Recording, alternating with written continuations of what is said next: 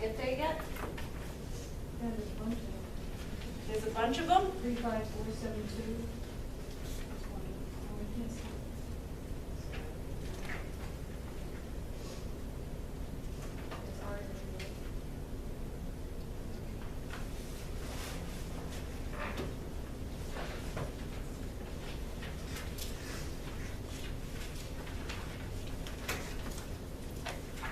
So what would we need to narrow this down a little bit more? What do you think? Absolutely. This is, I'm warming you up by showing you the different ways that you can look up. But you kind of need to have the bodily system. Which bodily system is it affecting? To be able to apply the appropriate code. So I'm getting your coding caps warmed up, geared up. It's a heart. What's that? It's a heart. It is a coronary, yes. It is a coronary. Wait, I'm just showing you. I'm kind of walking you into this. When we have, on our next slide, we've got an operative note. And when we have a lot of information that's presented to us, it can be a little bit overwhelming, right? Like, what do you abstract from that documentation to be able to apply that code? Has anybody looked at any of the operative notes and said, have you? It's a little overwhelming, is it not? I mean, you've got a whole full-page report of all this information, and this is just an example on the PowerPoint slide. It's just an example of what you may see. But one of the main things about CPT coding is you want to go in and you want to pull out those action words. What was the reason for the encounter? Remember that linkage that I was talking about? So why was the patient there? Why was the patient seen? What was done? What was performed? So in looking at this first example of the operative note,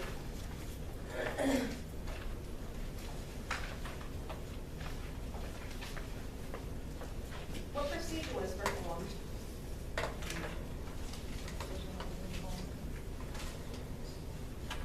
What was it? Excision of a lipoma, left posterior axillary fold. What is the left posterior axillary fold?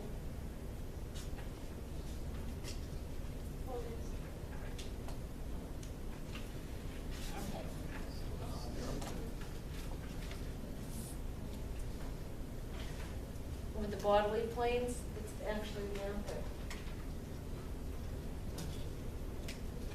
So, we have our Y, patient had the lipoma of the left posterior axillary fold, right?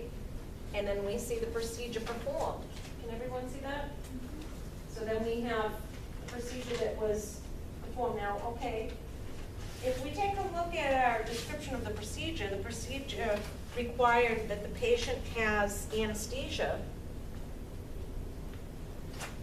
What body part would they be putting the anesthesia?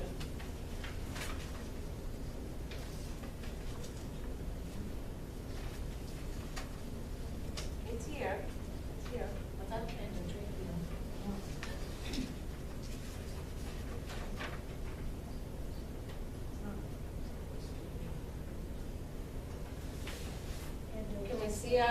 Can we see our anesthesia? So where is our excision taking place? Because we've got the anesthesia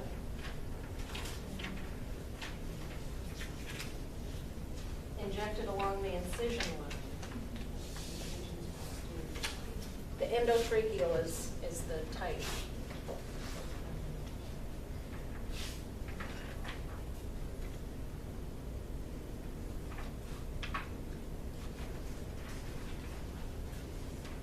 Where are we excising? Where is our incision? It's on the arm, right? Yeah. So what is the anesthesia code for arm? let's look that one up. Anesthesia, of course, you would code the anesthesia first. Did everyone here know that when an anesthesiologist actually performs services at a healthcare organization, they submit their own bill? Everyone knows that, right? Now, if you were, let's say, working for a healthcare organization, and you have certain physicians that are on staff and privileged, they're credentialed to provide services at that healthcare organization, you have the healthcare organization submit the UB04s or the CMS 1450, right? Does the physician bill themselves as well? Absolutely. The physician also bills Medicare using the CPT codes. Is everyone aware of that? So when you have these different providers, we talked about, you know, the ancillary health, different disciplines. You know, it could be a physical therapist, occupational therapist, speech therapist, it could be a psychologist, it could be a number of different types of consultants or different allied health professionals. They all bill separately than the hospital. Does everybody get that?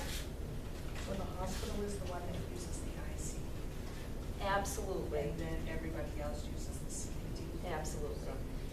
When you have outpatient services, you still have to have ICD codes on them because it provides that linkage between the why and the what. There has to be that linkage. If the linkage isn't there, then it can be denied, even for prescriptions. If the prescription isn't for a specific type of illness or disease, you won't be reimbursed for anything that was administered during that particular stay. So can anyone tell me the anesthesia code for anesthesia in the arm? Is it come out lower and Is it covered for the upper arm? Upper arm? We know which one. This What do you got? 00400 and then 01710 01782. So what's the descriptor for the 001? I know which one it is. I'm trying to have you understand the rationale. So what is the 001? What was the descriptor on that? The definition? What do you mean you don't know? So is it, because you said there were two codes, right? Well, okay, you're looking at just the index, you're not going to the descriptor. Oh, no, I didn't know we were looking. 00400 is absolutely 100% correct. So Okay. you get that one. That was the first one you said. It was. So another thing about CPT coding is you always go with your gut. You always go with your gut. So you went with your gut, that's good. 00400. where is that from here? The anesthesia? 726.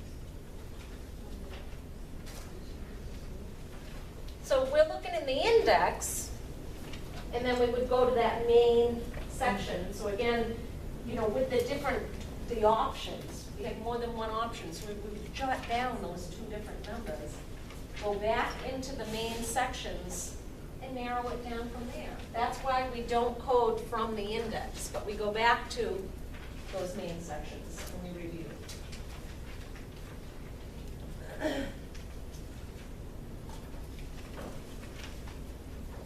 So in our operative report here, you know, we do have a couple of key terms for determining that, is it was injected along the incision line, and then it's the patient's posterior arm. So those notes in the description and in the anesthesia notes, that's where we are looking at that. We're narrowing it down. Yes, these reports can be 4 to 5 pages long. We have to know how to go in and just abstract just what we need to apply the appropriate code. It's a skill. And I can't give you a roadmap, A to Z, this is how you get there. It's a skill, it's something that you need to develop. It's something, I'll give you the tools, but practice makes perfect. So you really have to take and apply those skills and those tools to kind of gain what you need to be able to apply these codes appropriately.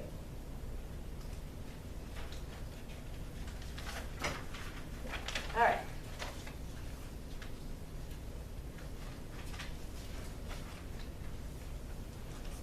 So let's take a look at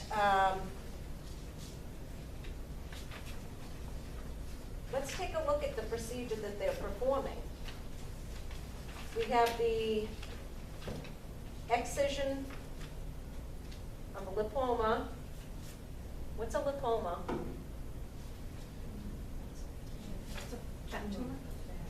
Fatty, yeah, it's a tumor. In the axillary fold, which again, the axilla is the armpit. What region do you think that would be in of the body?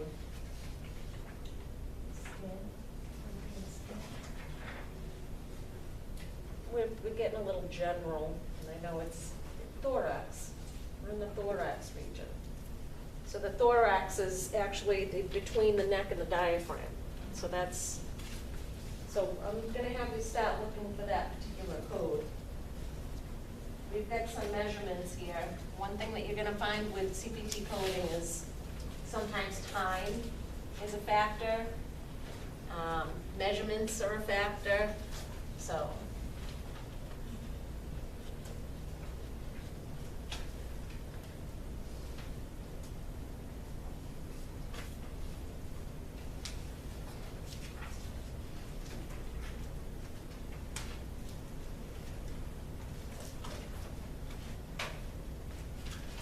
Sometimes it's good to keep an idea of what you're looking for your key terms in the index as well. I think that for the first couple of chapters, in the workbook and in the textbook, it's saying, to kind of write your path, like what key terms you looked up in the index to get to that particular code, like how you get there. So they're looking for those key terms that you used to apply that specific code. Anybody want to take a stab at it?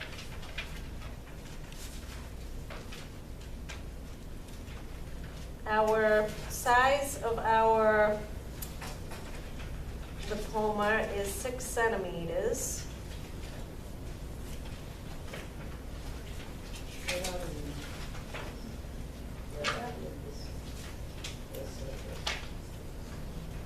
We're looking at the examples.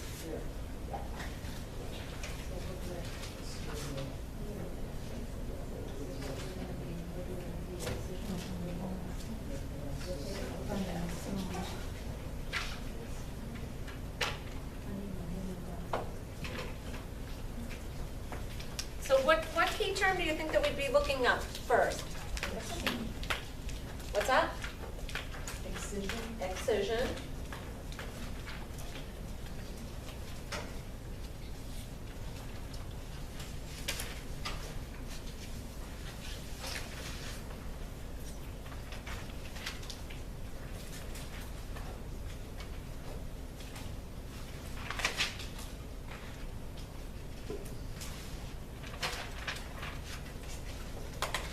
And then we have the option to select tumor under our excision, right?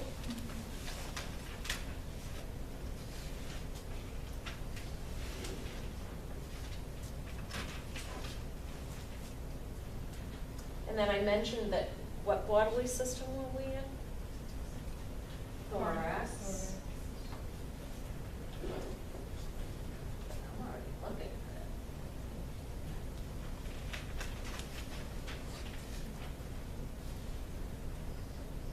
Our key terms are right there.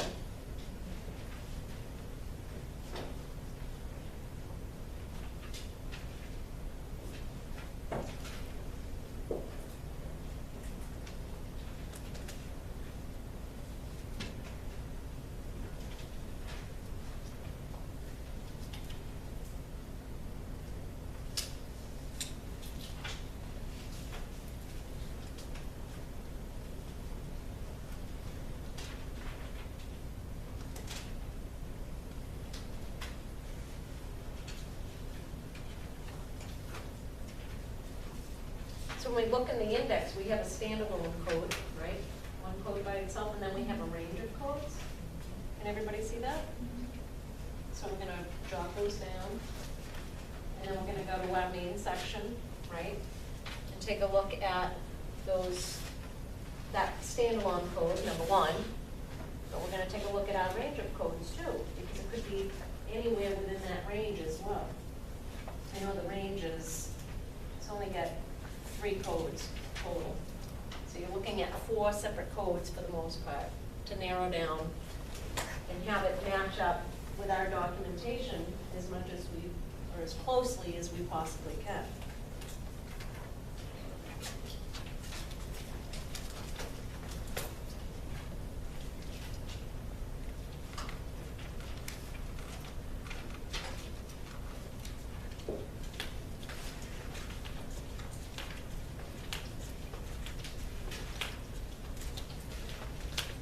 Can I have a volunteer look at another code for me while we're still working on narrowing this one down? Anybody? David, you want to look it up? So look up code 11405.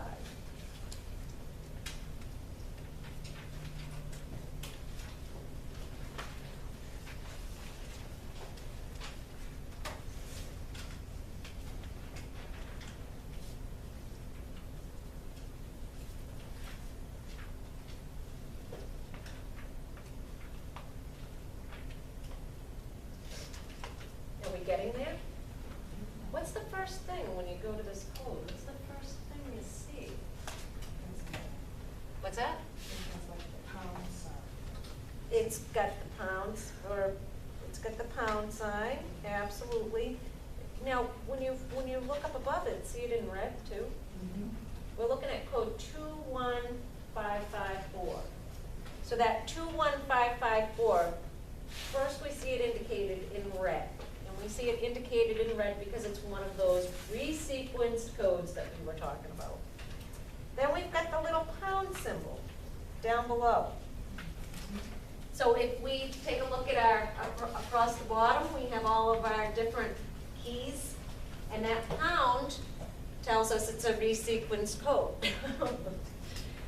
The one great thing about CPT is you get plenty of notes.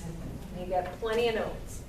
So 21554 is actually the appropriate code. And that was fairly painless getting there. Now, why would it be 21554 instead of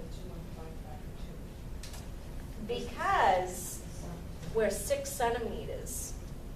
Our documentation had told us that we had a 6 centimeter tumor.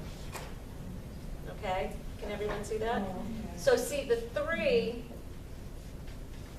is coding specific. We are specific. It is greater than 3. But it's also greater than 5. Absolutely, absolutely. So it's a higher reimbursement. Absolutely, because you're going to need, it's going to require more resources.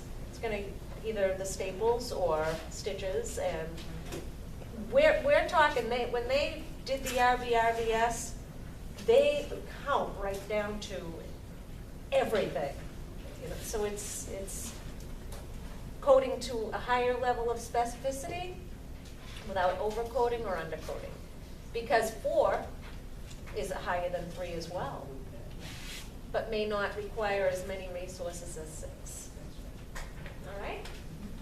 Everybody feel pretty good about